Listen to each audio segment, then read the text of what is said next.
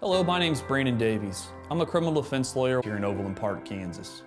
In this series of videos, I'm going to be walking you through a criminal defense case from start to finish. In this video, we're going to be talking about the charging decision, or when charges are brought.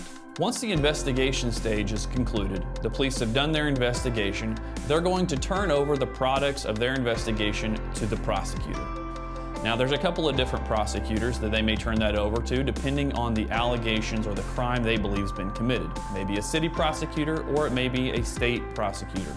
This will be the first time that a lawyer gets to look at the product of the police investigation and start determining what they want to charge the person with, or what crime has been committed. Now, prosecutors have a very wide latitude of what they can decide to charge a person with based on the investigation.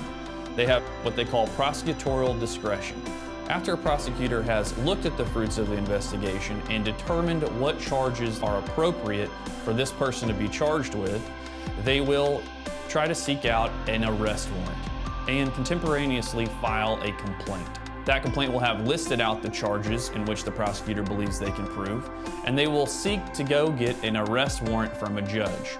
Now remember, the prosecutor alone does not have the ability to issue an arrest warrant.